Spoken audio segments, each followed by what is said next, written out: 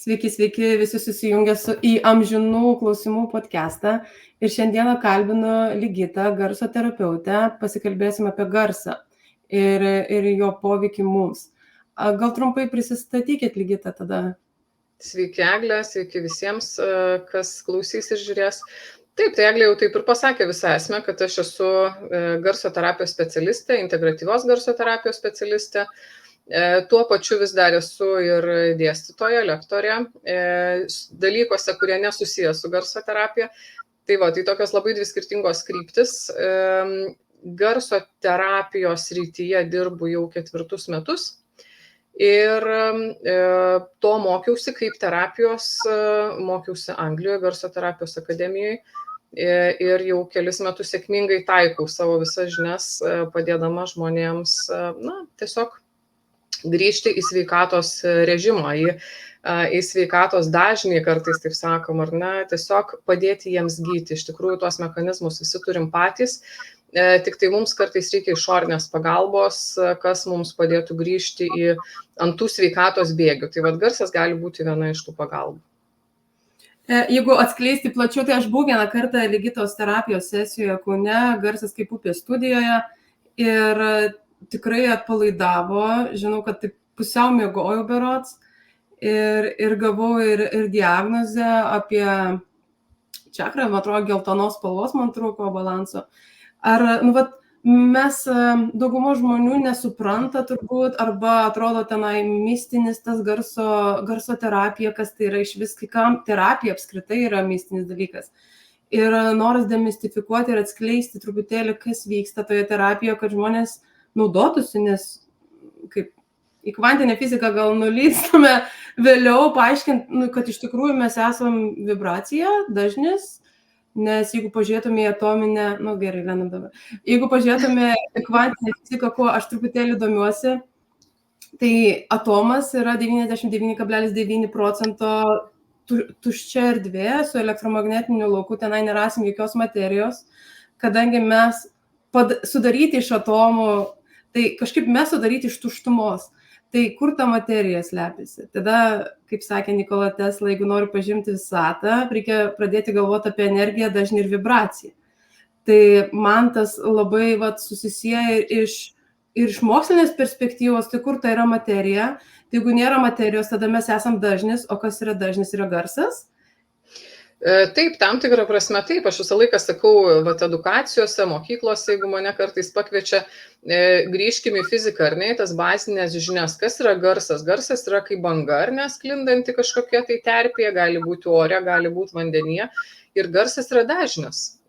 Ir garso terapeutai apskritai mėgsta žmogų lyginti su tokiu vaikščiojančiu orkestru.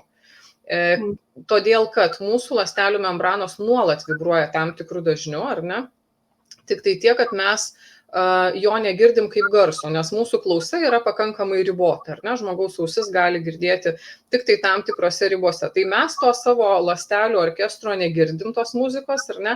Bet iš tikrųjų mes nuolat vibruojam tam tikrų dažnių, organai turi savo vibracijas ir taip toliau. Tai dėl tos priežasties labai gražiai turim tokią sąsają, ar ne, arba kodėl mus taip gerai garsas veikia, turbūt, kad viena iš priežasčių tai, kad garsas yra vibracija ir mes patys esam vibracija, tai mes labai gražiai tarpusavyje susižaidžiam, ar ne, ir mes dar plus esame kaip kūnas, ar ne, kaip tas materialus apčiuopiamas objektas, mes esam didžiąja dalimi vanduo, skystis. Vėlgi, jeigu grįžtam į mokyklą, ar ne, garsas orų sklinda daug lėčiau negu skysčių, negu vandeniu, ar ne? Tai mes dar ir geras labai laidininkas garsui apskritai, dėl to per mūsų kūną tas garsas nuvilnyja labai gražiai, kartais sakoma paliečiamos iki ląstelės lygmens ir iš tikrųjų taip ir yra. Garsas geba pakeisti mūsų ląstelių vibraciją. Tai kaip ir tie visi dalykai, jie tikrai susilieja į vieną, tikrai ir Teslos mintys, ar ne, ir visos mūsų dabar žinios apie kvantinę fiziką, jos labai gražiai tame santykėje su garsu dera, kad iš tikrųjų taip, tikrai galim rasti tų teisybės grūdų visame tame procese ir garso terapijos procese. Tik tai tiek, kad, kaip ir pati Eglė minėjai, kad tos mistikos vis dar yra tame, gal jos po truputėlį mažėja, todėl kad žmonės pradeda daugiau patys domėtis, kas vyksta, kaip tas garsas mus veikia, tai man labai svarbu kalbėti apie tai, kad atmetus tą labai tokią irgi svarbią dalį, kad ir garso terapijos srityje, to neapčiuopiamumo, kartais nesuvokiamumo, kodėl įvyksta taip, kaip įvyksta, ar ne garso poveikyje, jinai tokia nedidelė ezoterinė, ta dalis jinai vis tiek yra, turbūt daugelį sričių mes galim tai rasti, kad yra kažkoks neapčiuopiamumo, nepaaiškinamumo faktorius vis dėlto, bet kita vertus labai didelė dalis šitoje praktikoje, šitoje terapijoje yra suvokiama, paaiškinama, į ją galima gilintis kaip į mokslą, ją galima tyrinėti, galima matuoti daug dalykų ir tai nėra toks abrakadabra baubas, kaip kartais norima pateikti. Aš visą laiką sakau, kad labai svarbu žinoti, kas vyksta mumise garso poveikyje, jeigu mes dalyvaujam garso sesijoje, jeigu dalyvaujam garso terapijoje, nes tada mums to žinios suteikia prasmės, ar ne, mums nebelieka baimės, kodėl man kažką suskaudo garso sesijos metu, ar ne, kodėl man išlindo kažkokia emocija labai ryški garso terapijos metu, kodėl man rieda ašaros, gal man garsas pakenkia, ar ne, bet kada mes išsiaiškiname visus veikimo procesus, žmogus bent jau bazinius dalykus suvokia, kad yra normalūs dalykai, kodėl jie vyksta, tada viskas tampa daug paprasčiau ir pasitikėjimas ta terapija išauga. Todėl, kad kada žmogus nežino arba kada jam yra pateikiama tai kaip mistika, kaip ritualas, tai dalį žmonių traukia, nes, tai, kas mums nepažinu, mums įdomu, ar ne, bet kitą dalį žmonių atstumia, nes daug kas tikrai dar galvoja, kad tai yra susijęs su tam tikrom religijom, su kažkokiais religiniais ritualais, dar kažkuo tai, ir ten vyksta kažkoks toks procesas, kurį gali valdyti arba vesti tik tai kažkokie tokie mistinių galių turinti žmonės, iš tikrųjų tai nėra tai. Tai labai manau, kad svarbu žmonėms pasakoti apie garso terapiją paprastai, kad jie suprastų patį veikimo principą, ką garsas su mumis daro ir nebijotų dėl to, kad tikrai didžioji dalis moderniosios garso terapijos yra išsivysčiusi į mokslą, daromi tyrimai, matuojama, daug dalykų yra jau sudėta į knygas, į mokymo programas, ar ne, tai yra tiesiog ta pati terapija lygiavertė mums jau tokioms įprastoms, ar ne, kažkas einam į fizioterapiją, kada su fiziniu kūnu kažkas yra negerai, ar ne, kad kažkas einam į psichoterapiją, tai garso terapija stovi vienoje eilėje su tom jau tradiciniam, jeigu taip galime jas pavadinti, terapijom. Tik tai, kaip ir sakau, mažiau tos mistikos ir daugiau reikėtų suvokti, kas su mumis vyksta, kur yra terapinis procesas, kur nelabai, ir tada viskas pasidaro daug paprasčiau. Ir mokėtės Anglijoje, kiek trunka mokslai ir kokias temas pagrindė, apie ką, kai reikia apie garsą mokytis, ar daugiau iš mokslinės perspektyvos yra turbūt, iš tyrimų? Taip, mano studijos buvo daugiau susijusios su tais moksliniais dalykais. Iš tikrųjų, su garsu kažkiek susipažinau Lietuvoje, bet kadangi turbūt, kad mano pirma profesija buvo ta tokia labai mokslinė, akademinė, ar ne, aš buvau ir tebesu lektorė. Ir kada tu dėstai universiteto studentams tam tikrus dalykus, tai yra, akademinė sritis yra tas sritis, kur tu viską turi pasverti, ar ne, kiekvieną savo žodį, pagrysti ir taip toliau. Ten tos labai tokio abrakadabra arba tos tokio prisigalvotų kažkokių dalykų būti negali. Ir turbūt, kad atsinešiau tą tokį labai analitinį požiūrį, dėl to su tuo susipažinimu, su garsu, tik susipažinti, tai, kas buvo įmanoma Lietuvoje, man neužteko, aš neradau atsakymų, negavau atsakymų, ar ne, nesužinojau, kaip tas garsas veikia, dėl to aš iš tikrųjų ieškojau, kur būtų tos studijos, kurios daugiau remtųsi mokslu ir kad aš pati pirmiausia suprasčiau, koks yra tas procesas. Tai didžioji ta studijų dalis ir susideda iš to vat, bazė, ar ne, kaip garsas mus veikia, kokiose skirtingose situacijose, kokie garsai mums gali padėti, ar ne, kada mes kalbam apie žmogaus sveikatą, kada kalbam apskritai apie žmogaus sveikatą iš holistinės perspektyvos. Čia yra esminis dalykas, kad mes nesam tik tai kūnas, ar ne, ir manau, kad žmonės jau supranta, kad kai skauda galva, tai nebūtinai problema yra galvoje, ar ne.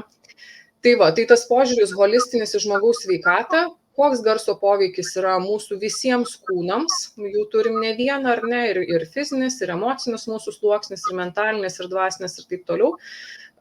Daug dėmesio studijose skiriamas skirtingiems dažniams ir metodams. Tai vadinasi, kad mes galim skirtingais metodais padėti skirtingose situacijose žmogui grįžti į tą sveikatos režimą. Ir taip, didžioji studijų dalis yra paremta mokslu, paremta tyrimais ir tai visą laiką pripažįstam, kad yra ta tokia nedidelė dalis, kurios mes iki galo galbūt niekada ir nesuprasim, kaip tas garsas taip stebuklingai mus veikia, bet vis tiek didžioji dalis yra skirta metodikai, skirta moksliniam dalykam. Tai va, mano mokslai užtruko apie 2 metus, jeigu taip sudėjus viską, 1,5 gerų metų, 2 metai. Tai nėra toks labai galbūt ilgas laiko tarpas, jeigu mes lyginam savo mokymo sistemą, kada turim bakalauro, tarkim, studijas ar ne, 4 metai, bet jeigu mes suvokiam, kad tuos 1,5 metų gilinamės tik į tą vieną sritį, ar ne, tik tai į garsą, tai yra pakankamai daug. Ir praktinė dalis yra tikrai išsunkianti ir jos labai labai daug. Tai, žodžiu, studijos tikrai paruošia žmogų kaip specialistą dirbti šitoj srityje. O tada kaip, pavyzdžiui, ko tikėtis, jeigu ateit sugalvos kažkos į sesiją, vat kaip pats procesas vyksta, ar yra kažkoks pokalbis prieš tai, aš atsimenu, kad tai kalbėjomės truputį. Taip. Ką sakyti terapeutui, ar apie psichinės ligas, pavyzdžiui, ne, ar alkoholį? Tai yra tam tikra metodika, vėlgi, ar ne, tam tikra struktūra, kurios turim laikytis garso terapijos specialistas. Aišku, aš manau, kad skirtingos mokymo įstaigos turi savo kažką tai, ar ne, kažkokį savo modelį. Pagal tai, kaip mokiausi aš, yra pakankamai aiškios, griežtos taisyklės, tam tikras skaičius žingsnių tame procese, kuriuos reikia atlikti.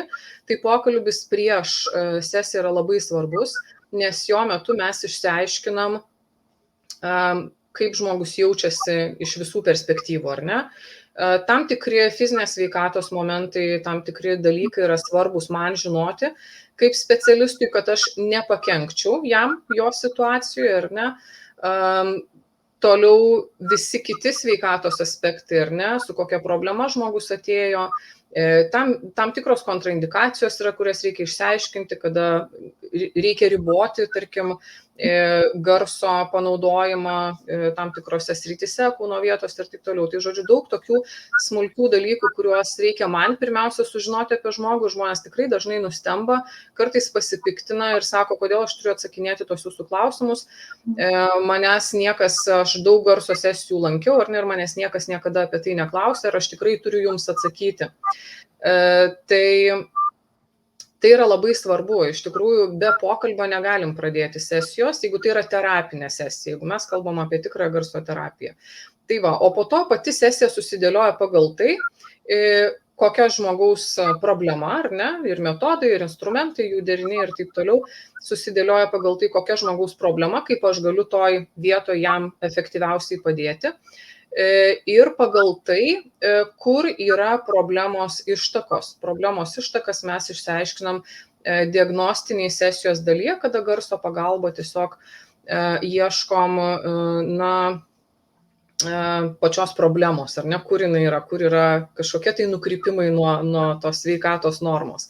Tai va, tai visą tai sudėjus, gaunam visą bendrą sesiją ir tada jau garso pagalba, derinių įvairių pagalba bandau žmogui padėti, kuo įmanoma labiau, tuo vienu kartu tokia koncentruota pagalba.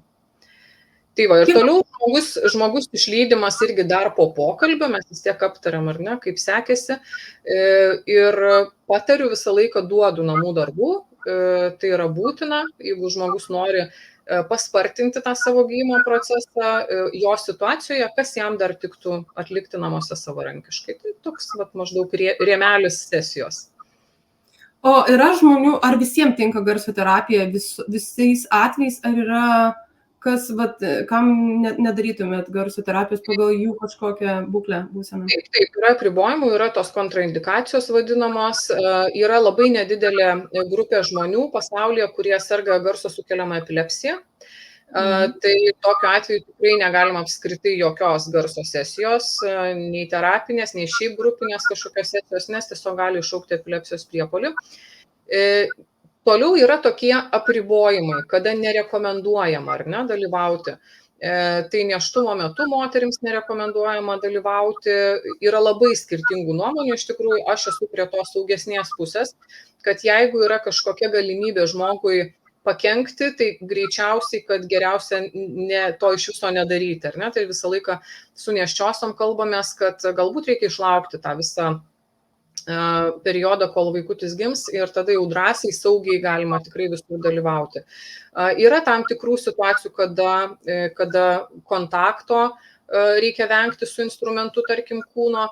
Tai taip, tų dalykų yra, kurie yra svarbus, kuriuos reikėtų išsiaiškinti prieš sesiją, ir tai yra labai tokia siaura grupė žmonių, kuri negali iš viso dalyvauti arba kuriems reikėtų tam tikrų apribojimų, bet jinai vis dėlto yra. Tai taip drąsiai sakyti, kad tikrai kiekvienas drąsiai gali eiti ir mėgautis garsu, ne visai. Kartais labai gerai būtų pasikonsultuoti, tarkim, tam tikrose situacijose, kada mes turim psichinius sutrikimus, ar ne, pasikonsultuoti su savo gydytoju, jeigu tas gydytojas, aišku, leidžiasi į kalbas ir bendradarbiauja. Tai tokių tikrai saugiklių yra, į kuriuos reikia atkreipti dėmesį. Ir tada koks pokytis, tiek metų, kiek 3 metai toje terapijoje? Taip.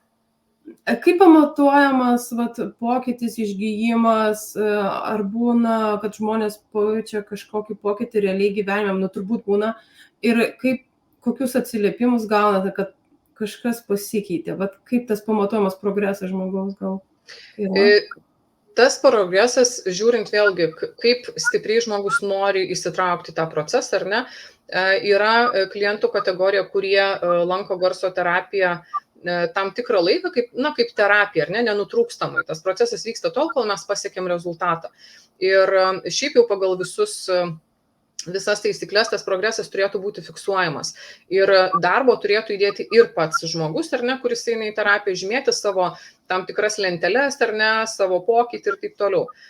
Retas, kuris nori tiek įdėti darbo, reikia pripažinti, tai tas progresas daugiau aš jį žymiuosi, ir mes vis tiek kalbamės ir aptariam kiekvieną kartą susitikę prieš sesiją, ar ne, kas įvyko per tą savaitę ar 2 savaitės, koks pokytis. Ir galutinis rezultatas, jisai dažniausiai būna labai aiškus ir kažkaip nereikia taip labai stipriai pagal kažkokius sudėtingus kriterijus matuoti, nes tarkim atvejai, tokie labai konkretus, kurie man pačiai buvo labai džiaugsmingi ir įsirėžę taip į mano atmintį, tai kada žmonės, tarkim, per garso terapiją, su garso terapijos pagalba padeda savo atsisakyti vaistų, ar ne, antidepresantų, tarkim, gali, po tam tikro sesijų skaičiaus, jie jau geba gyventi be raminamųjų, be antidepresantų, be migdomųjų, ar ne, išsisprendžia kažkokios tikrai sudėtingos psichologinės problemos, kažkokios traumos, daug depresijos atvejų, kurie irgi išsisprendžia arba bent jau palengvėja iki tokio lygio, kad mes jaučiamės pilnaverčiais dalyviais gyvenimo, ar ne, ir tas diskomfortas yra tik minimalus. Priklausomybės, tarkim, įvairios, ar ne, kurios irgi išsisprendžia garso terapijos pagalba, įvairūs mūsų fiziniai skausmai, kažkokie įtampos. Ir šiaip jau vis tiek paskutiniu metu matau, kad kuo žmonės serga, tai nėra fiziniai dalykai. Mes visi sergam emociniais, dvasiniais kažkokiom emociniam, dvasiniam lygom. Tai va šitie dalykai labai jaučiasi, ar ne, kada žmogus turi nerimą, turi panikos atakas ir jos dingsta, na tai labai aiškus kriterijus, ar ne, labai aiškus rezultatas, kad tas procesas padėjo, ar ne, kad garsas padėjo. Kartais užtrunka, todėl kad kiekvienas atvejis yra tikrai labai kitoks ir skirtingas, kiekvienas žmogus skirtingai atsiduoda tam procesui, kartais gal būna kažkokio nepasitikėjimo pradžioje, keista, ta terapija nėra tokia mums įprasta, ar ne, mes įpratę gal su psichologu pasikalbam, su psichoterapeutu pasianalizuojam, o čia yra garsas, atrodo kaip ir nieko nevyksta, ar ne, klausausi garsų ir kartais tikrai reikia laiko, kada žmogus, kad pats įsileistų, truputį pasitikėtų tuo procesu ir tada viskas pradeda vykti daug greičiau, tai laiko tarpo numatyti neįmanoma, per kiek žmogui jo situacija išsispręs arba pagerės, bet kada jau mes prieinam tą pagerėjimo fazę, jinai labai ryškiai tikrai dažnai matosi ir tiesiog nereikia taip labai kažkur giliai ieškoti. Patys žmonės pasako, kad jau man susitvarkė šita problema, šita sritis, tas dingo ar ne, arba ten atsirado kažkoks gyvenimo džiaugsmas, gera nuotaika ir taip toliau, tai tie rezultatai būna labai aiškus, jie tikrai labai konkretus. O kiek maždaug reikia laiko, taip vidutiniškai kelių mėnesių, metų, kad tokios net rimtos priklausomybės dingtų arba palengvėtų?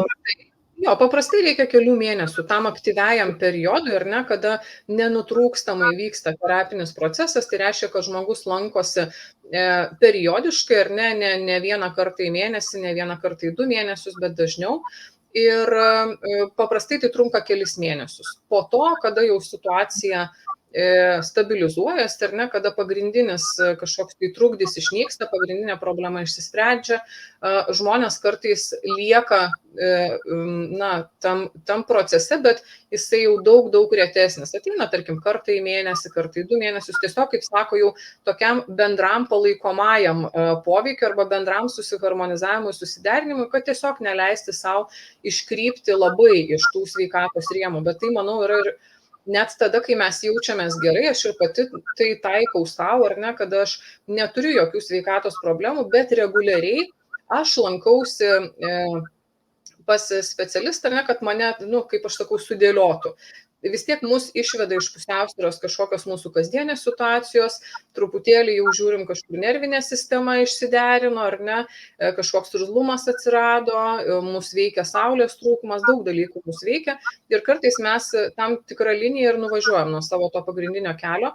Tai garso terapijos sesijos jos gali būti ir po to kaip, toks palaikomasis, ar ne, procesas, kada jau mums pagrindinė problema išsisprendus, bet mes ir norim išlaikyti tą sveikatos kelią, sveikatos dažnį, ar ne, tai tada galima lankytis rečiau, bet paprastai iš savo praktikos matau, kad tai gali užtrukti keletą mėnesių, jeigu turim, kažkokią rimtą klausimą, kurį norim išspręsti. Kartais būna tokių labai trumpų, 1 karto, 2 kartų užsiėmimų, apsilankymų, kada ta problema tokia vietinė galbūt daugiau, su mūsų fiziniu kūnu, kažkokie skausmeliai, įtampos, tai jiems tik tiek ir reikia, jie pasišalina po 1 karto, po 2 kartų. Bet aš visą laiką žmonėms sakau, jeigu mes įsivaizduojam, kad tarkim mes turim kažkokių traumų atėjusių iš vaikystės, ar ne, jeigu mes turim kažkokių emocijų, kurias mes slopinom dešimtmečiais, tai įsivaizduokim, kad tas procesas buvo toks ilgas ir mums dabar nuo viso to reikia išsikuopti, išsivalyti, ar ne, tai negali būti taip, kad kažkoks tai stebuklingas metodas mums padės per 1 kartą ir per 2 kartus, jeigu mūsų visas procesas iki to taško, iki dabar truko gal 10 metų, gal 20. Tai yra ką veikti, ar ne, yra ką ten gydyti ir tvarkyti. Todėl negali būti toks labai, greitas tas rezultatas. Tai kaip girdėjau, terapija vyksta ir po terapijos, nes turi namų darbų žmonės ir kuo daugiau jos daro ir sąžiningiau irgi skatina greitai. Tai be abejo, tai yra neatsiejama terapinio proceso dalis, nes kada žmogus išeina po sesijos ir mes jį paleidžiam, tarkim, po grupinės tokios garso sesijos, tai mes kaip ir daugiau viskas, mūsų ryšys su juo ir nutrūksta, ar ne, durys užsidarė ir visi keliaujam savo keliais, savo reikalais, bet kada vyksta terapinis procesas, tai vyksta labai tamprus ir artimas bendravimas mano kaip to vedančio žmogaus ir to žmogaus, kuris eina to gijimo keliu, ir mes turim bendrauti, turim bendradarbiauti, turim tam tikrų tų namų darbų, ar ne, kurie padeda toliau dar viską stumti į priekį. Tai tas yra labai svarbu, žmogaus įsitraukimas yra labai svarbus. O koks, pavyzdžiui, namų darbas galėtų būti, kaip pavyzdys, nes, garso terapija buvo ir kaip atrodo namų darbas, koks nors? Namų darbas gali būti koks nors, kažkas, kas susijęs su garsu. Dažniausiai žmonės neturi instrumento, taip galvoja, fizinio instrumento neturiu, ar ne, tai ką aš čia namuose galiu daryti. Bet mes visą laiką turim savo balsą kaip instrumentą, visada jis yra su mumis. Ir tai yra vienas iš turbūt netgi svarbiausių instrumentų garso terapijoje. Yra viena sritis, kurioje viena atšaka galbūt garso terapijos, kurioje balsas naudojamas kaip instrumentas ir ten irgi galima gilintis iki begalybės. Tai žmonės visi turi savo balsą, ar ne? Ir jeigu jie gali kalbėti, vadinasi, jie gali balsą naudoti kaip terapinį instrumentą. Tai tam tikri pratimai balso praktikų, pakvėpavimai su garsu. Toliau tai gali būti vizualizacijos, tai gali būti kažkokie tai energetiniai pratimai, dalykai. Tai tiesiog tai, kas mums yra prieinama namuose, ar ne? Tiesiog pakvėpuoti, iškvepiant su garsu A, ar ne? Ir tai yra vienas iš garso terapijos elementų, kuris iš tikrųjų padeda mums nuimti jo funkciją, viena iš funkcijų, padeda mums nuimti emocinį krūvį. Tai toks labai paprastas dalykas, kartais žmonės sako, aš kažką panašaus net intuityviai darau, nes lyg tai kūnas pats prašo, ar ne? Tai nieko labai sudėtingo, bet tam reikia skirti laiko ir tam kartais reikia peržengti truputį per save, nes mes esame atpratę nuo savo balso ir kartais žmonės sako, oi, tai kaip aš čia atrodysiu, ką čia vyras ar žmona ar šeima pagalvos, aš čia labai kvailai skambėsiu iš šono. Tai tokių gal daugiau per save perlipti reikia, kad tai atlikti, nes tai nėra sudėtingi dalykai, labai paprasti, bet tiesiog mums būna keista, nes niekada nesam to darę. Tai nėra labai sudėtingi, bet reikia vis tiek pasiruošti ir daryti. O kiek galit pasidalinti, kaip vyksta tas gydymas garso terapijai? Žinau, kad yra saugikliai sudėti, kad reikia to mokytis ir galima nusigrybauti iš šono, jeigu nežinai, ką darai. Ir ten, kaip girdėjau, yra labai daug už to racionalaus, netgi moksliško paaiškinimo. Kaip dirba garso terapeutas, kiek įmanoma, jeigu galit truputį apšviesti? Taip, tai iš tikrųjų, kad ta sesija būtų terapinė, ar ne, kad tai nebūtų tiesiog kažkoks tai linksmas susibūrimas, ar ne, ir kažkas pagroja instrumentais taip, kaip tuo metu norėjosi, kaip tuo metu jautėsi.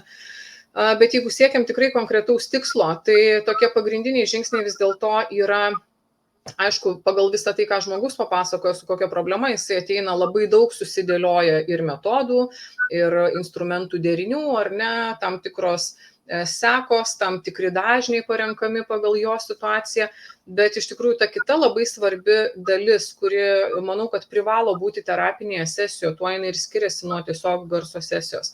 Tai yra išsiaiškinti, kur yra problemos šaknis, nes jeigu žmogus atėjo su problema, jis gali pasakyti, gerai, aš turiu nerimą, ar ne, nuolatinis nerimas, man kyla nuolatinis nerimas, kuris išsivysto į, tarkim, panikos kažkokius priepuolius. Tai čia yra jau rezultatas, ar ne, bet ko labiausiai siekia visa holistinė medicina arba holistiniais principais paremtos praktikos, tai žiūrim į žmogų kaip į visumą, ar ne, kad tai, kas jame vyksta dabar, gali būti šaknis to, gali būti praeitie, gali būti visiškai kažkur kitur. Tai garsas turi savo metodus, kuriais galima ieškoti tų šaknų, ar ne, ir tiesiog pašalinti disbalansą ten, kur jisai yra pats pagrindinis.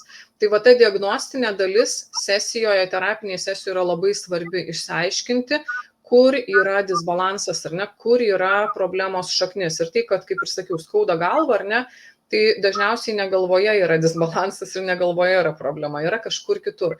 Ir čia jau mes įsitraukiam į tuos pakankamai tokius sunkiai išmatuojamus dalykus, nes čia jau kalbam ne tik apie fizinį kūną, čia kalbam ir apie energetinį savo visą sluoksnį, ar ne, bioenergetinį lauką.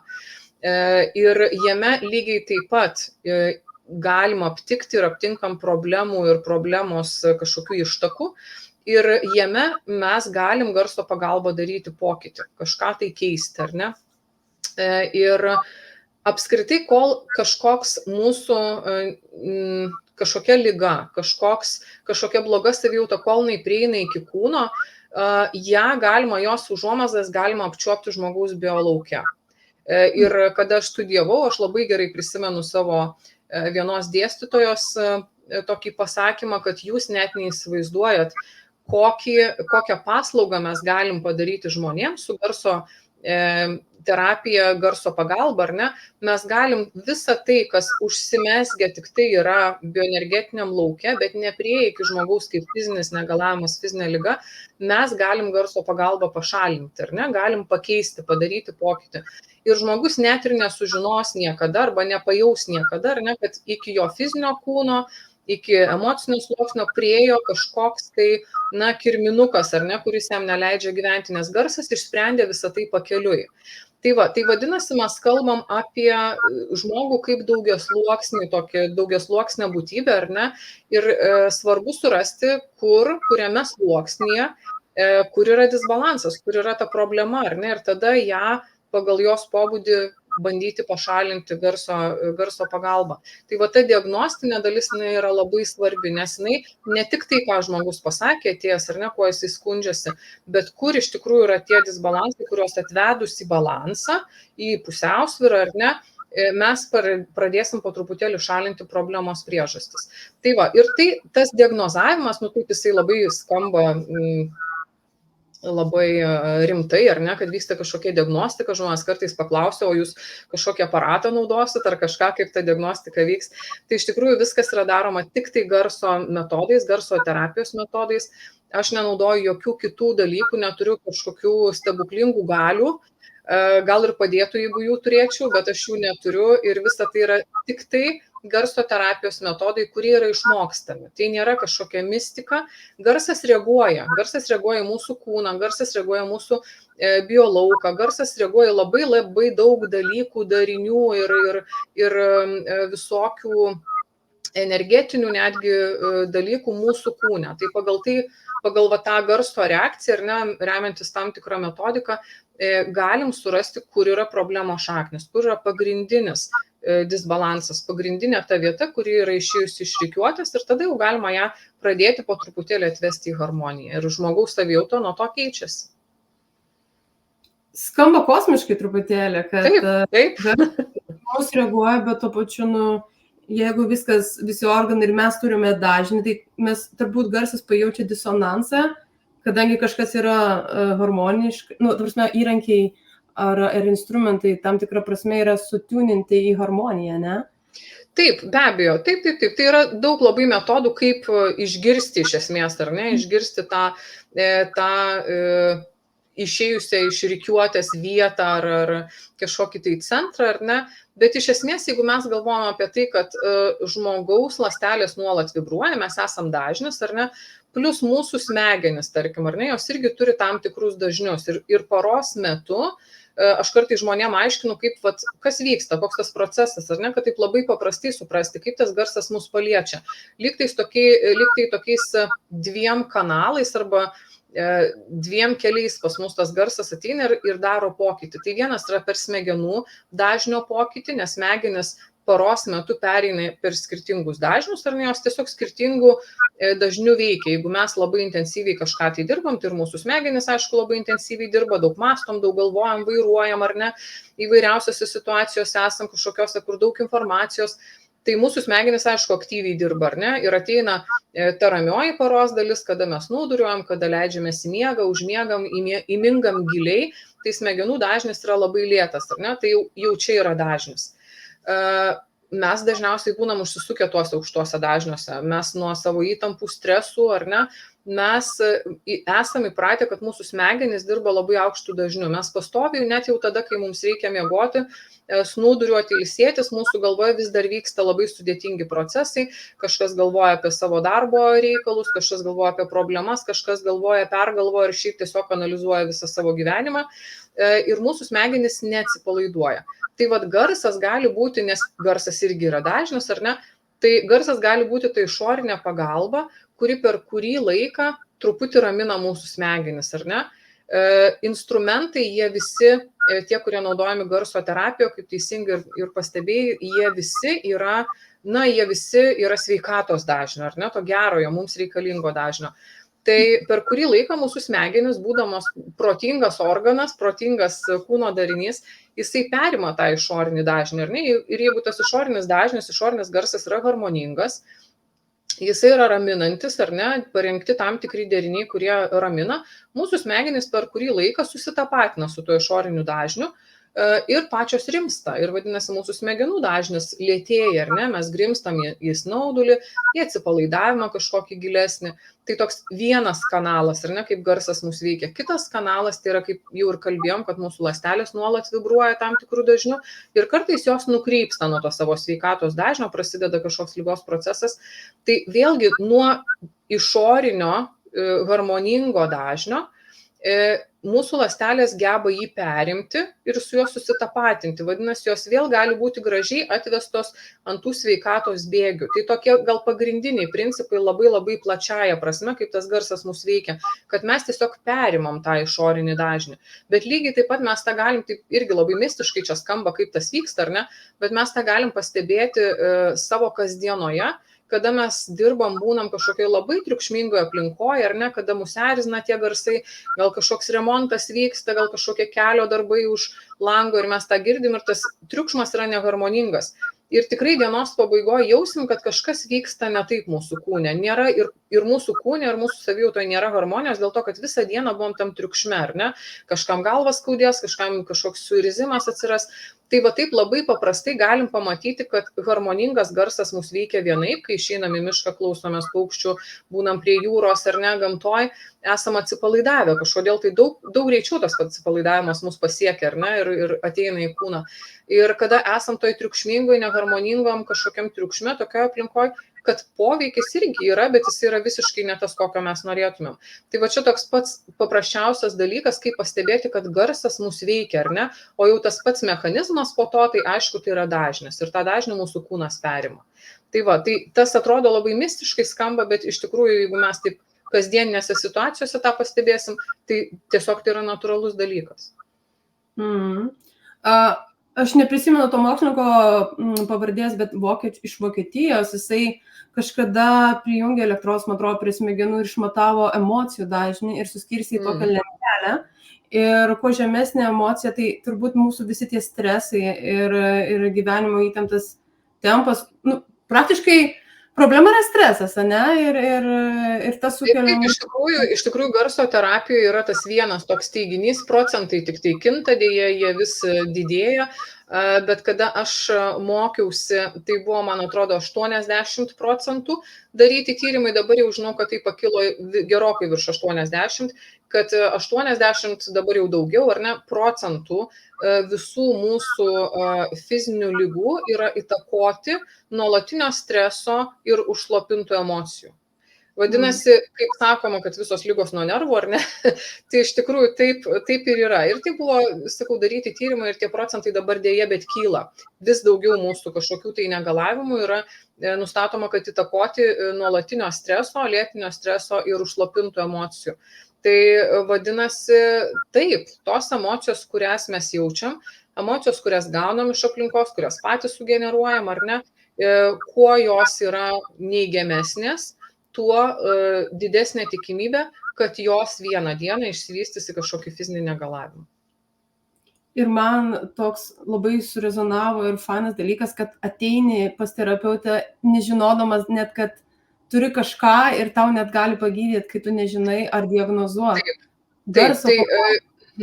Jo, bet kartais vėlgi tas skamba kaip mistika, ar ne, tą sunku pamatuoti, nes žmogus to dar nejaučia, ar ne, jisai ateina ir arba tai yra tik užuomazgos, arba iš viso nieko nejaučia, ar ne, tiesiog ateina į sesiją ir kada aš jam po sesijos pasakau, kad kažkur čia buvo disbalansas, galbūt jūs kažką jaučiat, nesako, aš nieko nejaučiu. Ir kartais aš matau, kad yra toks nepasitikėjimo žvilgsnis, ar ne, kad aš tai nieko nejaučiu, čia kažkokia mistika, ar ne, arba tu čia prisigalvoji, arba tik tau taip atrodo, arba kažkas yra ne taip, ar ne, nes man tai, aš sakau kartais, bet aš jaučiu matau, kad pėdos ar ne pas jūs yra disbalansas, gal jūs turi traumą, gal tiesiog pavargė pėdos, kažką bėgiojot, vaikščiot, nežinau, stovėjot. Ne, sako, man viskas yra gerai.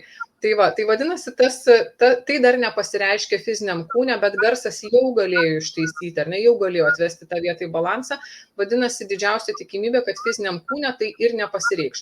Bet žmonėms tai kelia tokį kartais nepasitikėjimą ir aš visiškai suprantu, tai sunku paaiškinti, ar ne, kodėl dabar aš sakau, kad kojoje kažkas tau yra, nors tau nieko nėra, ar ne. Bet kažkur biolauke, vadinasi, užuomazgos jau yra.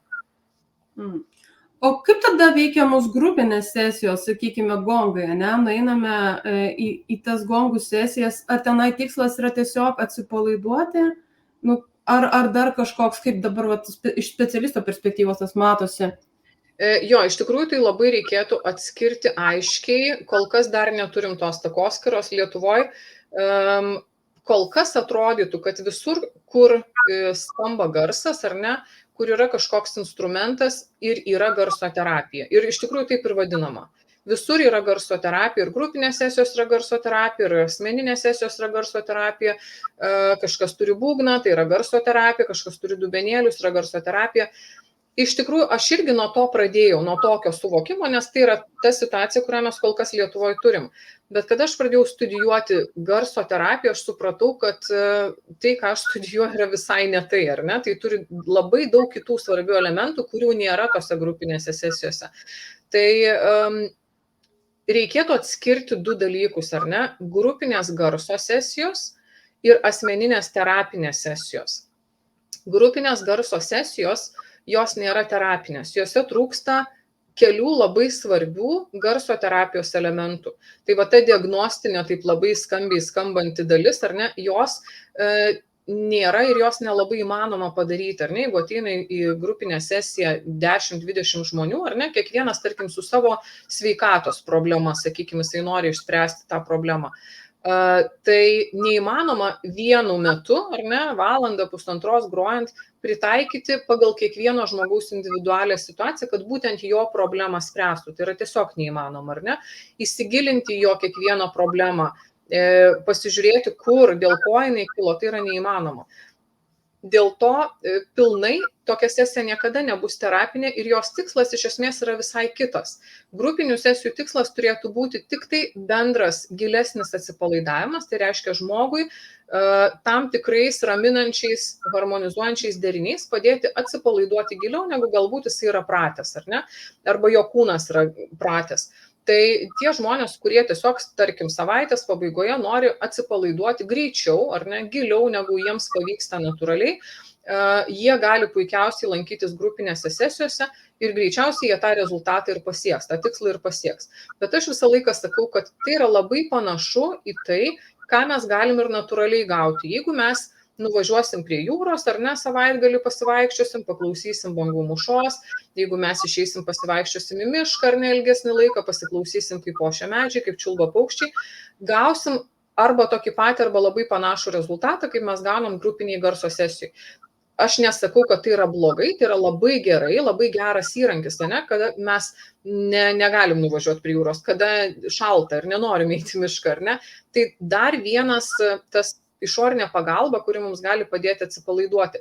Bet kada žmonės sako, aš lankiausi, aš tikrai ėjau į tas sesijas ir žinokit, neišsprendžiau tų savo problemų, turiu vis dar paniką, ar ten kokią depresiją, ar nežinau, reumatą, ar dar kažką tai be abejo, nes jų tikslas neturėtų būti toks ir jis negali toks būti, jisai nesprendžia konkretaus žmogaus konkrečios problemos. Kartais galbūt mes jaučiam kažkokį tai emocinį disbalansą, kurį tą sesiją, tos sesijos metu grupinės ar ne, mes galim išspręsti. Tai vadinasi, tos nedidelės pagalbos mums iš išorės reikėjo, kažkokio gilesnio atsipalaidavimo, bendro tokio susiderinimo, susiharmonizavimo ir mums ta situacija išsisprendė, bet gilios, sudėtingos situacijos, problemos, lygos, kurios trunka ne vieną dieną, ne šiaip tiesiog kažkur tai nusibrozdinau, įsipjoviau pirštą ar ne, bet turiu rimtą problemą, jų neįmanoma dažniausiai išspręsti grupinėse sesijose. Todėl grupinės sesijos jos neturėtų būti vadinamos terapinės, nes jose trūksta svarbių terapijai reikalingų elementų. Tai yra tiesiog garso sesijos. Čia tas pats, kaip mes sakytumėm, kad aš lankausi pas psichoterapeutą, ar ne, psichoterapija vyksta ir ten analizuojamės, vadinasi, psichoterapeutas turi specifinių žinių, mano situacijai tas žinias taiko, ar ne, tas, kas man yra svarbu, kokios mano yra problemos, kaip jas aš galiu spręsti. Ir kitas dalykas, kad aš sėdžiu ir pasikalbu su drauge, ar ne. Tam tikrą prasme kaip ir irgi terapija, ar ne, irgi man truputėlį pagerės, kažkas turbūt išsispręs, aš bent jau užsikalbėsiu. Bet ar draugė turi tas pačias psichoterapijos žinias ir jinai taikys tuos pačius metodus kaip psichoterapeutas, nu turbūt ne, ar ne?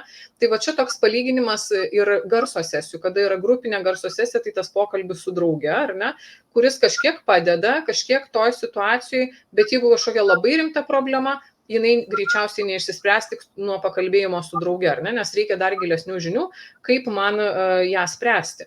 Tai va, tai terapinė sesija, jinai yra procesas, ar ne? Ten jau yra daug teorinių žinių, kurios turi būti specialiai pritaikomos tam žmogui, specialiai tai situacijai, jo problemai spręsti. Ir tai yra procesas, tai yra, na, ne toks epizodinis susitikimas, ar ne, bet dažniausiai tai yra mano kaip specialisto vedimas jo per visus etapus, ar ne, to gyjimo. Ir žmogaus irgi įsitraukimas į tą procesą. O kada mes išeinam po grupinės sesijos, tai kaip ir sakau, užsidaro duris, ar ne, gero vakaro ir viso gero, galbūt iki kito karto, galbūt niekada. Tai va, tai ir aš jokios pagalbos daugiau niekam negaliu suteikti, ar ne, ir žmonės išėjo tiesiog būti savo. Tai ten tas terapinis procesas nevyksta. O sakykit, yra tokia grupė vaikai, ne? Jie nelabai pas psichoterapeutus kaip ir gali pasakyti, kas jiems vyksta, nes neturi nei kalbos, dar nei emocinio intelekto pakankamo, ypatingai maži. Ar jie gali ateiti, ar gali tėvai atvesti juos į garso terapiją ir ar galima dirbti su jais? Taip, jokių apribojimų iš esmės nėra. Nei amžiaus, nei dar kažkokių, tik tai, kaip ir sakiau, yra tos kontraindikacijos. Bet iš esmės tai be abejo, kad galima dirbti su vaikais. Su jais sėkmingai, tarkim, užsienyje kolegos dirba labai sėkmingai, net būtent kažkokia tai grupė žmonių būna, kad specializuojasi būtent darbui su vaikais. Problema yra tik tai ta, kad vaikai yra nekantrus, ar ne, jie sunkiai nustyksta, išbūna vienoje vietoje. Tai va čia yra tik pagrindinis dalykas, kuris gali sutrukdyti tai terapijai įvykti. Kad išgulėti vaikui, na, daugmaž ramiai apie valandą laiko yra sudėtinga, ar ne? Bet kada prie to yra pratinama, ar ne, kada vaikas žino, ko tikėtis, jisai ateina nebe pirmą kartą. Iš tikrųjų, mano sūnus, tarkim, kuriam dabar 7 metai, jisai jau labai senai, nežinau, nuo kokių turbūt 3 metų, puikiausiai gali išgulėti pilną terapinę sesiją, ar ne? Tai yra valanda ir daugiau. Tada, kada jie truputėlį ramiau pabūna, kurį laiką jie pamato, kad tas garsas tikrai jos atpalaiduoja ir snaudulys ima, ir kažkas pamiega ir taip toliau. Tai žodžiu, tiesiog reikia lavinti ir po truputėlį pratinti prie to. Kartais tai neįvyksta per vieną kartą, dėl to, kad vaikai yra judrus, jiems yra įdomu, jiems tai yra nauja patirtis, garsas jiems yra keistas, jiems yra įdomus instrumentai ir viskas labai labai įdomu ir labai daug visko toje aplinkoje. Tai kartais tiesiog reikia prie to priprasti, bet apribojimo nėra jokio, puikiausiai galima dirbti. Taip. Nu, super. Nu, labai įdomu, ką jūs čia kalbat. Ir iš tikrųjų, daug dar neaiškumų, bet atrodo, kad yra ir mokslinis pagrindimas ir tikrai ne vuhu. Čia net visas mokslas. Ir netgi yra pasveikusių daug žmonių, kas rodo, kad tai veikia. Taip, iš tikrųjų yra ta, kaip ir sakau, ta neapčiuopiama pusė, bet kol kas labai taip kartais specialiai turbūt norima įvilkti į tą tokį magijos kažkokį rūbą visas šitas praktikas, nes galbūt dalį žmonių traukia šitie dalykai, kurie yra nepažįstami, dar nesuprantami, nesuvokiami. Bet aš manau, tai nėra toks labai teisingas kelias, todėl kad tikrai esu susidūrus ne su vienu ir ne su 2 atvejais savo patirtyje, kada žmonės, aš mačiau, kad jų situacijoje garso terapija puikiai padėtų. Ir jie atsisakė tik dėl to, kad būtent nesuprato paties to proceso, ar ne, ir turėjo tą įsitikinimą, kad tai yra kažkokia magija, ritualai, kažkas tokio, kažkokios neaiškios energijos, kažkas kažką gali, nežinau, padaryti su manimi, kažkaip mane ten perdėlioti ne taip, kaip aš norėčiau, ir kad tai yra tiesiog kažkokia magija. Tai va, tai turbūt tai nėra tas teisingas kelias, nes dalį žmonių tai gazdina. Aš suprantu, kad tai yra truputį marketinginiai tokie triukai kartais, nes tai padeda pritraukti ar ne kažkokią klientų dalį, bet iš tikrųjų tikroji garso terapija, jinai yra labai toli nuo šitų maginių dalykų.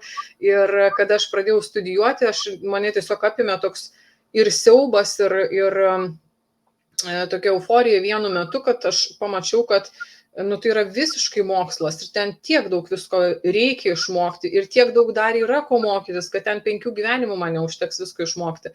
Tai žodžiu, gilintis galima iki begalybės, kadangi mes Lietuvoje gal dar tas sritis nėra tokia stipri, mes neturim dar oficialių mokymo įstaigų, kurios kažkokį tai standartą ar nesukurtų, kas ta garso terapija, kaip ją suvokti.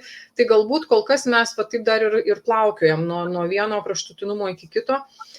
Bet iš esmės užsienyje, jeigu mes taip žiūrim į Europą, į Ameriką, tarkim, tai jau yra karta žmonių nugyvenusių savo gyvenimą iki tokio garbingo pakankamai amžiaus ir jau paskyrusių visą savo aktyvų mokslinį gyvenimą, ar ne, paskyrusių garso terapijai. Tai įsivaizduojam, kad žmogus, kuriam dabar apie 70 metų, ar ne, jisai jau pristatomas arba laikomas tuo žmogum, kuris savo mokslinę veiklą didžiąją gyvenimo dalį paskyrė garso terapijai. Tai reiškia, kad tai jau yra tikrai labai išsivystę, ar ne, tai yra dešimtmečiai, kiek laiko yra atliekami tyrimai, atliekamas mokslas, ar ne, jisai aprašomas ir taip toliau, ir taip toliau.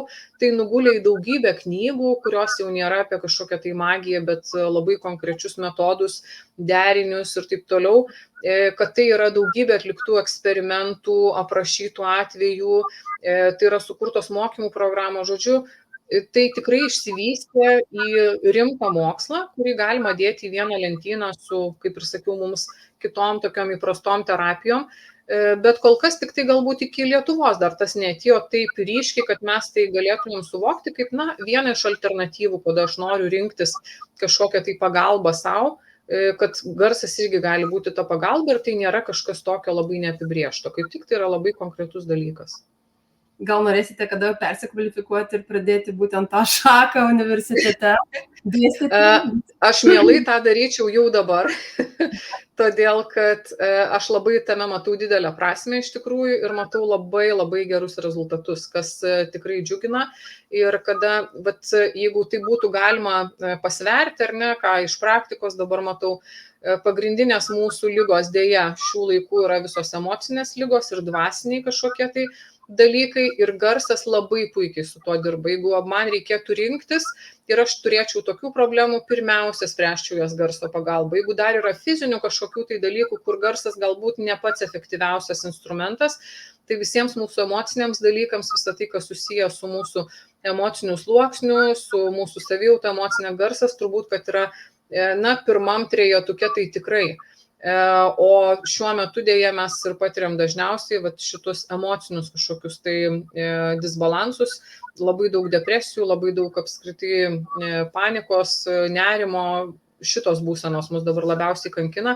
Aš matau didžiulę prasmę, kad kuo daugiau žmonių sužinotų apie tą tikrąją profesionalią garso terapiją ir kaip jinai gali padėti, kad tai yra toks švelnus metodas, subtilus labai, neišplėšiantis iš mūsų kažką tai tokio su skausmu, su trauma, bet per ilgesnį laiką labai subtiliai, labai mažai žingsneliais, pakankamai maloniai mus veda į tą gijimą. Tai aš labai labai tikiuosi, kad universitetiniam lygmenyje ar aukštesniojo mokslo lygmenyje tas išsivystys su laiku į rimtas studijas. Tikrai, manau, kad tikrai laikas jau atėjo tam. Aš žinok, jau pažįstu keletą žmonių, kurie labai mielai norėtų pastudijuoti garso terapiją, tik Lietuvoje nėra tų galimybių. Ar jūs žadate, planuojate savo mokymus kažkokius neoficialius rengti kažkada? Jie vyksta jau turbūt kokie 2 metai, bet tai yra tik tai, kaip ir sakau, tai nėra garso terapija, nes tam reikia laiko. Tai tam reikia pasiryžimo, ar ne, iš to studijuojančio pusės. Tai nėra tai, kad mes galim per keletą savaitgalių padaryti kažkokius tai retryto tipo ar ne renginius ir galim išmokti garso terapijos. Deja, taip nėra. Tam reikia skirti laiko. Tai reiškia, kad mes skiriam turim būti pasiryžę, skiriam laiko ir skiriam lėšų galų gale šitam dalykui. Tai aš kol kas vedu savo mokymus tik tai dubenų masažo, tai yra tokia iš to viso garso terapijos pyrago atriektas vienas gabaliukas, kuris nėra pilnai terapinis, bet jisai labai gerai veikia. Aš labai mėgstu dubenų masažą pati atlikti, nes matau labai, labai gerą poveikį jo. Tai aš ir pati mokau dubenų masažo, tą galima derinti su, tarkim, įprastu masažu, su kitom praktikom. Tai va, kažkiek žmonės supažindinu su garsu, su jo poveikiu, apie kažką tokio ilgesnio ir rimtesnio kol kas negalvojau, bet tikrai matau, kaip ir sakai, Eglė, matau susidomėjimą, nes tikrai atsiranda žmonių, kurie paklausia, ar jūs neplanuojat daryti kažkokių ilgesnių mokymų, kur čia būtų galima, nes kol kas Lietuvoje tikrosios terapijos nelabai kur yra mokytis. Tai va toks kartais kalbos barjeras mums trukdo, ar ne, kažkur užsienyje mokytis, kartais negalim tam skirti laiko, ten kažkur važinėti ir taip toliau, tai tokių vat nepatogumų yra. Tai turbūt, kad lieka laukti, kada kažkokiu tai aukštesnių lygmenių, oficialių kažkas susidomės garso terapiją ir pradės galvoti apie studijas. Tai turbūt, kad priaugsim, aš manau, iki to, bet dar truputį reikia palaukti. Supratau. Tai jeigu klausytojams, kurie kažkam surezonavo pabandyti garso terapiją, kur galima jūs surasti, kaip kreiptis į jūs? Taip, aš dirbu Kaune ir dirbu internetu, ko išmokė visus karantinas, tai darbo internetu. Tai va, tai internetu be apribojimų visam pasaulyje, o mano studija Garsas kaip upė yra Kaune. Tai galima rasti Facebook'e Garsas kaip upė ir susisiekti. O dėl sesijų internetu, tai vėlgi toks labai įdomus dalykas, labai įdomi patirtis. Tai buvo būtent karantino metu, kada visi išmokom daryti viską per nuotolį, be kontakto. Ir aš žinojau techniškai, kad tai yra įmanoma, kad vyksta terapinės sesijos internetu ir kolegos užsienyje vis sakydavo, kad taip, mes jau taip dirbam kelis metus. Tiesiog taip yra labai patogu, bet aš galvodavau, kad tai yra paskutinis dalykas, ką aš bandysiu, nes tikrai nesąmonė, kaip aš galiu be žmogaus gyvai gulinti ant mano masažinio stalo, kaip aš galiu tą sesiją atlikti, nors žinojau, kad teoriškai tai yra galima.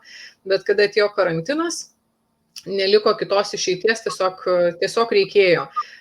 Ir iš tikrųjų buvau labai, labai nustebusi, va čia turbūt yra tas irgi neišmatuojamas kažkoks tai faktorius, kur man tai buvo mistika ir mes tiesiog išbandėm pirmiausia su savo drauge, kuri gyvena ne Kaune, ir išbandėm sesiją internetu ir poveikis buvo toks stiprus, kaip jinai sakė, man dar buvo stipriau negu kad aš gyvai dalyvaudavau. Galbūt dėl to, kad žmogus savo aplinkoje labiau atsipalaiduoja, jisai jaukiai jaučiasi, jisai yra nestebimas, ar ne, jisai tiesiog klausosi garsų, bet visi tie dalykai, kurie būna gyvoje sesijoje, kur atrodytų, kad man reikia žmogaus kūno, ar ne, kad aš galėčiau diagnostinę dalį atlikti ir taip toliau, tai aš dirbu virš tuščio masažinio stalo, įsivaizduodama, kad ten guli žmogus ir viskas vyksta taip, lyg jis ten gulėtų. Tai va čia yra ta jau tikroji magija, kurios aš irgi niekaip negaliu savo paaiškinti, bet tai vyksta. Tai va tų sesijų įvairiausių esu turėjus internetu ir Lietuvoje, ir užsienį. Tai nuostabus dalykas, tikrai labai labai sunku tą suprasti, techniškai aš suprantu, kas ten vyksta, kaip ir gali savo paaiškinti, bet vis kiekvieną kartą negaliu patikėti, kad tai tikrai vyksta. Tai va, tai tas irgi yra įmanoma. Tiems, kam nepatogu Kaunas, nepatogu vykti kažkur, tai viskas vyksta ir internetu. Super. Aš tai paaiškinčiau 2 žodžiais, kvantinė fizika, kas ten vyksta. Taip, iš tikrųjų taip. Tai va, tai kartais sunku žmonėms paaiškinti, ar ne, kaip ten ta energija, kur jinai ten atsiranda ir kur jinai išnyksta, bet jinai tikrai atsiranda ten, kur jai reikia būti ir tikrai viskas vyksta taip, tarsi žmogus būtų toje vietoje. Supratau, labai ačiū Ligita už pokalbį, tikrai buvo labai labai įdomu. Tikiuosi demistifikavome garso terapiją ir vien tas entuziazmas pačios, nežinau, turbūt, kaip čia, suintriguos kažką pabandyti. Ir pažiūrėti. Aš labai norėčiau, kad žmonės tiesiog pradėtų tai žiūrėti paprasčiau, nes iš tikrųjų nėra tiek daug mistikos, kiek jos kartais norima ten įdėti. Viskas pakankamai paprasta, kai patį mechanizmą sužinom. Mm. Tai dėkui dar kartelį ir tada atsisveikinam su visais. Viso geriausio. Viso, visiems viso.